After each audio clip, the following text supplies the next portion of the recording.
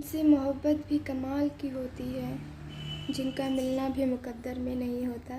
चलिए आइए चलते हैं इस कहानी की तरफ। सूरज की लाली, सुबह की ठंडी हवा, बैलों के गले में बंधी घंटी की सुमधुर धुन और चूल्हे में उठता धुआं एक नई सुबह का आगमन कर रहा था। कहीं अपने घरों में लीपती महिलाएं, तो कहीं दूध दूहने वाले, अपने बैलों को हाँकते हुए खेतों की तरफ जाते किसान। हर कोई सुबह की पहली किरण के साथ अपने अपने काम में लगे दिखाई दे रहा था। हर रोज़ राजपुर गांव की सुबह ऐसी ही होती। माँ, जल्दी से मुझे नाश्ता दे दो, मुझे स्कूल के लिए देर हो रही है। रुको जरा छोरे, दे रही हूँ। हर समय हवाई घोड़े पर सवार मत रहा करो। और सुनो, नाश्ता करते ही भाग मत जाना, अपनी दीदी के खातिर रुक जाना। वो बेचारी भी सुबह से काम निपटा अब तैयार होने लगी है। माँ ने रोहित को हिदायत दी। माँ, दीदी बाद में आ जाएगी अपने आप, मैं नहीं लेकर जाऊँगा। वो कोई छोटी बच्ची थोड़ी है। मैं जा रहा हूँ, वो दिन कर भी मेरा राह देख रहा होगा। बोलते हुए रोहित ने जल्दी से अपना डब्बा बैग में डाला और थाली में रखी रोटी उठाकर गोल कर ली और खाते हुए ही घर से बाहर दौड़ लगा दी। उसे शुरू से ही लड़कियों के साथ रहना, बात करना नहीं सुहाता था, इसलिए किसी न किसी तरह वह रोज़ पहले ही निकल जाता कि उषा को साथ न ले जाना पड़े। रुको जरा छोरे, उषा को भी साथ ले जा। पता नहीं इस छोरे का कुछ समझ ही नहीं आता, क्या चलता रहता है इसके दिमाग में। माँ पीछे से बड़बड़ाती रह गई। आ गया, कब से तेरी राह देख रहा था। अब चल जल्दी, वरना देर हो जाएगी और फिर सबके साथ जाना पड़ेगा। दिनकर ने रोहित को देखते ही कहा। अरे क्या करूं मैं, रोज़ दीदी को साथ ले जाने के लिए पीछे पड़ जाती है माँ। बड़ी मुश्किल से भाग कर आया हूँ, रोहित ने हाँफते हुए कहा और फिर दोनों आगे बढ़ गए। तो ले क्यों नहीं आता, बहन ही तो है तेरी, साथ आ जाएगी तो क्या हो जाएगा, दिनकर ने चलते चलते पूछा। नहीं, फिर दीदी के साथ उनकी सहेलियां भी आ जाएंगी और मुझे तो पता है कि मुझे लड़कियां बिल्कुल भी अच्छी नहीं लगती। राजपुर गांव अपने आप का एक अलग ही मिसाल था, जहां अभी भी बाकी गांव में लड़कियां बस घरों के काम तक सीमित थीं, वहीं राजपुर गांव की सुबह होती थी चिड़ियों की चिड़चिड़ाहट और स्कूल जाते बच्चों के कदम ताल से। लड़कियां भी सुबह सूरज की लाली के साथ ही उठ जाती और घर के कामों में माँ का हाथ बटा जल्दी ही स्कूल के लिए निकल जाती। तारा भी पढ़ने में होशियार थी, इसलिए उसके बाबा ने उसे गांव के बाहर दूसरे गांव जाकर अपनी पढ़ाई जारी रखने की अनुमति दे दी और तारा की वजह से सारा को भी आगे पढ़ने के लिए इजाज़त मिल गई। दोनों सहेलियां साथ जाती और साथ ही वापस आ जाती।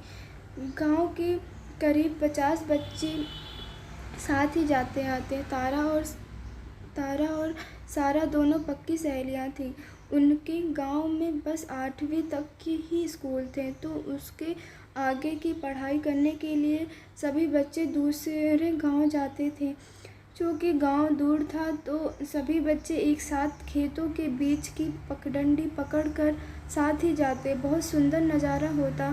सरसों के पीली फूलों के बीच किसी रेलगाड़ी से प्रतीत होती पगडंडी पर एक दूसरे के आगे पीछे चलते बच्चे की कतार, हवा में गूंजती उनकी निश्चल हंसी और बातें खेतों में काम करते लोगों के होठों पर भी मुस्कान बिखेर देती।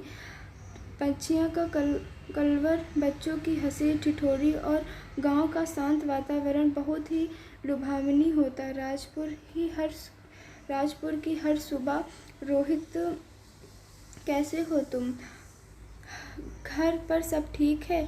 बगल में गुजरते रोहित को देख मालती ने यूं ही पूछ लिया। तुम्हारी हिम्मत कैसे हुई मेरा नाम लेने की, समझती क्या हो खुद को, मैं कैसा हूँ, अच्छा हूँ या बुरा हूँ, इससे तुम्हें क्या मतलब। रुको, आज ही तुम्हारे माँ बाप से बताता हूँ कि तुम रास्ते में लड़कों से हंसी ठिठोरी करती चलती हो। अब हटो मेरे सामने से, रोहित गुस्से से मालती को बातें सुनाता आगे बढ़ा गया और मालती आंखों में आंसू भरे सोचती खड़ी रह गई कि आखिर उसने ऐसा क्या पूछ लिया। ओए मालती, तू क्यों रो रही है? क्या हुआ? पीछे से आती तारा ने उससे पूछा। कुछ नहीं। अरे बता ना क्या हुआ। वो आज जब स्कूल जा रही थी तो मैंने उस रोहित से बस उसका हाल चाल पूछ लिया तो बस भड़क गया मुझ पर। कितनी बातें सुनाई मुझे, जैसे न जाने कितना बड़ा गुनाह कर दिया हो मैंने। उसने कहा कि मेरे माँ बाबा से बोल देगा कि मैं यूं ही आते जाते हंसकर लड़कों से बातें करती चलती हूँ। मालती ने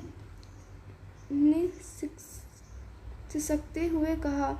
अच्छा ऐसा कहा उसने? पता नहीं खुद को समझता क्या है। रुक तू, उसे एक दिन मैं सबक सिखाऊंगी। लड़कियों से बात करने की तमीज़ नहीं है, सारी तमीज़ उसमें सिखा दूंगी। तारा ने मालती को चुप कराते हुए कहा। अरे पता नहीं, वो रोहित और उसका दोस्त दिनकर न जाने कौन सी अकड़ में रहता है। सभी लड़कियों को डरा कर रखा हुआ है, यहाँ तक कि सब उससे इतना डरती हैं कि जब वह दोनों निकलते हैं तो उन्हें रास्ता देने के लिए सब किनारे हो जाती हैं और दोनों लाल साहब की तरह गुजरते हैं। सारा ने भी चिढ़ते हुए कहा, क्योंकि वे रोज़ ही स्कूल जाते दिखाई देते हैं। अच्छा अब चल, नहीं तो देर हो जाएगी तो मास्टर जी की भी डांट सुननी मिलेगी। तारा ने मालती का हाथ पकड़ा, उसे खींचते हुए आगे बढ़ गई। क्या रोहित, आज तूने उस मालती को अच्छा सबक सिखाया, दिनकर ने हंसते हुए कहा। हाँ और नहीं तो क्या, अब दोबारा कुछ पूछने की हिम्मत नहीं रखेगी। पता नहीं इन लड़कियों को समझ क्यों नहीं आता, बेकार का घुसी चली आती हैं। मुझे नहीं पसंद लड़कियां और ना ही पसंद है कि वो मुझसे कोई बात भी करे। रोहित के शक पर अभी भी गुस्सा झलक रहा था। चल छोड़ ना, वैसे भी तू जिस तरह अपने चेहरे पर हमेशा गुस्सा रखता है वैसे भी कोई डर से आती ही नहीं तेरे पास। दिनकर ने हंसते हुए उसके पीठ पर एक घोल जमा दी और दोनों हंसते हुए अपनी कक्षा की तरफ बढ़ गए। रोहित ने शुरू से लड़कियों की बात करने में चिढ़ होती थी। इसका कारण तो किसी को भी नहीं मालूम था, पर हमेशा उसे गुस्से में देख कोई भी लड़की कभी भी उससे बात नहीं करती थी और अपनी इस विजय से रोहित बहुत खुश था। तारा और सारा 11वीं में थी और रोहित और दिनकर 10वीं में, पर स्कूल का समय एक होने की वजह से सब एक ही वक्त पर निकलते थे।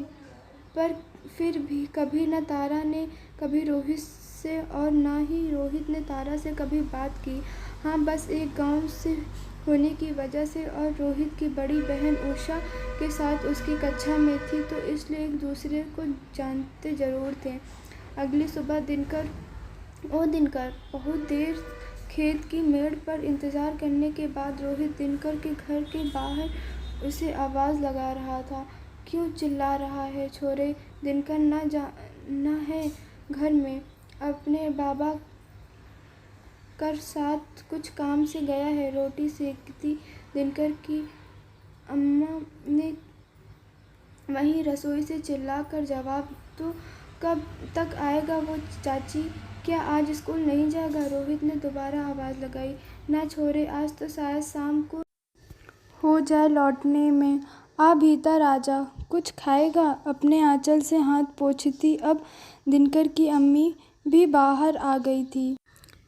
नहीं चाची, मैं चलता हूँ, फिर स्कूल को देर हो जाएगी। बोलता हुआ रोहित आज अकेला ही स्कूल के लिए निकल गया। आज उसे रोज़ से देर हो गई थी। सभी बच्चे और लड़कियाँ भी अब स्कूल जाने के लिए निकल गए थे।